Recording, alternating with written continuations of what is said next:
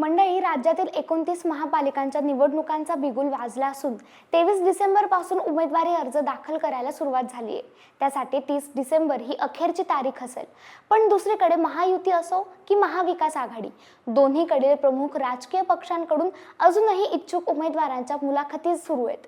निवडणूक स्वतंत्र लढायची की एकत्र, जागा वाटपाचं गणित कसं असणार हे अद्याप ठरलेलं नाहीये। सोलापूर महानगरपालिकेच्या निवडणुकीसाठीही वेगळी परिस्थिती नाहीये। मंगळवारी 24 डिसेंबरला सोलापूरमध्ये अजित पवार यांच्या राष्ट्रवादीकडून इच्छुक उमेदवारांच्या मुलाखती घेण्यात आल्या। सकाळी 10 पासून रात्री 8 पर्यंत तब्बल 427 जणांच्या मुलाखती पार पडल्या।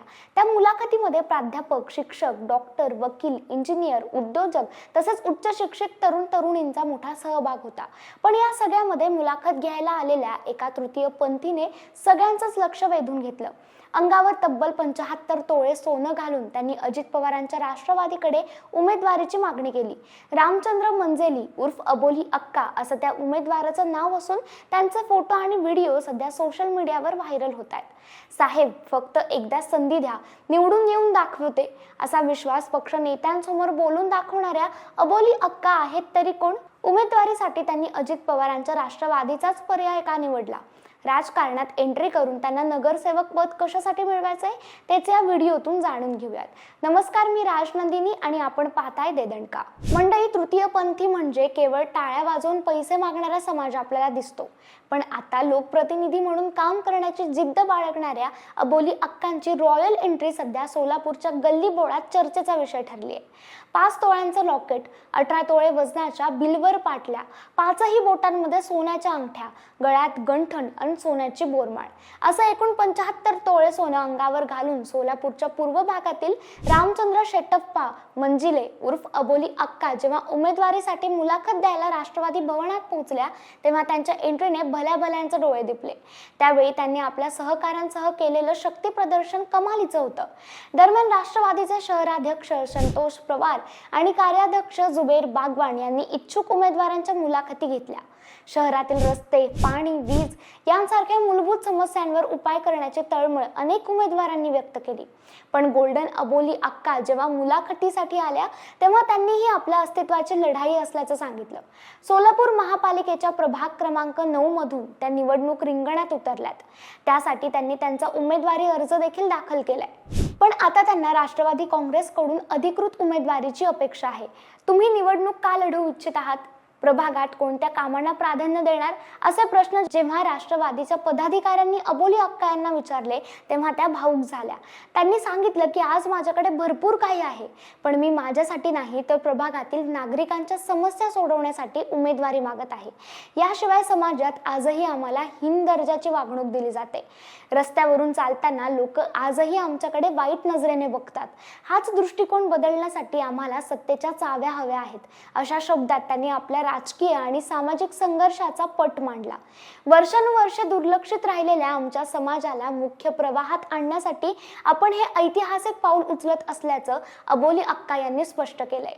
दरम्यान मुलाखत संपल्यानंतर राष्ट्रवादीच्या पदाधिकाऱ्यांनी अबोली अक्का यांच्या गळ्यात पक्षाचा रुमाल टाकत त्यांचं स्वागत केलं। सोलापूर महानगरपालिकेच्या 102 जागांसाठी ज्या इच्छुक उमेदवारांनी मुलाखती दिल्या त्यापैकी योग्य व्यक्तींची उमेदवारी फायनल करण्याचा अधिकार पक्षाचे सोलापूर जिल्हा सहसंपर्क मंत्री अण्णा बनसोडे यांच्याकडे असल्याचं सांगण्यात येत आहे। मंडळी, इच्छुक उमेदवारांना मुलाखतीमध्ये विकासाच्या बाबतीत कितीही प्रश्न विचारले तरीही महत्त्वाचा मुद्दा येतो तो पैशांवर। तो उमेदवार निवडणुकीत पैसा किती खर्च करू शकतो या आधारावरच त्याला तिकीट दिलं जातं।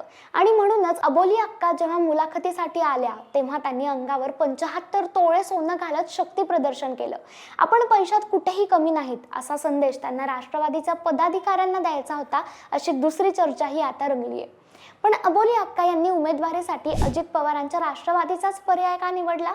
यावर माध्यमांशी बोलताना त्यांनी सांगितलं की उपमुख्यमंत्री अजित पवार यांच्या कार्यपद्धतीवर आम्हाला प्रचंड विश्वास आहे। शेती, रोजगार यासारख्या विषयात त्यांनी 1 नंबर काम केलंय। आमच्या समाजाची समस्या आजपर्यंत कोणीही सोडवली नाही। आता अजित पवारच आम्हाला न्याय देऊ शकतात, म्हणून आम्ही राष्ट्रवादीत आल्याचं त्यांनी सांगितलं। पुढे बोलताना अबोली अक्का असंही म्हणाल्या की लाडकी बहीण योजना देखील अजितदादांनीच आणली, पण आता आम्हाला देखील सन्मानाने जगण्यासाठी मानधन सुरू करा। राज्यातील घरातील लाडक्या बहिणीप्रमाणे आमच्या समाजासाठीही दर महिन्याला मानधन द्या अशी मागणी अबोली अक्का यांनी केली आहे। त्यामुळे आता दादांचा राष्ट्रवादी काँग्रेस पक्ष या लाडक्या बहिणीला उमेदवारी देऊन निवडणुकीच्या रिंगणात उतरवणार का आणि त्यांच्या समाजासाठी लाडक्या बहिणीप्रमाणे दरमहा मानधन योजना चालू करणार का ते पाहणं आता उत्सुकतेचं ठरणार आहे। दुसरीकडे अबोली अक्का यांनी अजित पवारांच्या राष्ट्रवादीकडे मोर्चा वळवण्यापूर्वी सोलापुरातील भाजपच्या पदाधिकाऱ्यांकडेही उमेदवारीसाठी प्रयत्न केल्याचं बोललं जात आहे, ज्यात त्यांच्या पदरी निराशा पडल्याने आता त्या घडी या चिन्हावर निवडणूक लढवण्यात इच्छुक आहेत। मंडळी, समाज परिवर्तनाचा ध्यास घेऊन उतरलेल्या अबोली अक्कांना अजित पवारांच्या राष्ट्रवादीने तिकीट द्यायला हवं का? आणि जरी तिकीट नाही दिलं तरी अबोली अक्कांनी अपक्ष निवडणूक लढवावी का? यावर तुम्हाला काय वाटतं? तुमच्या प्रतिक्रिया आम्हाला कमेंट्समध्ये कळवा आणि आमच्या YouTube चॅनलला सबस्क्राईब करायला विसरू नका। धन्यवाद।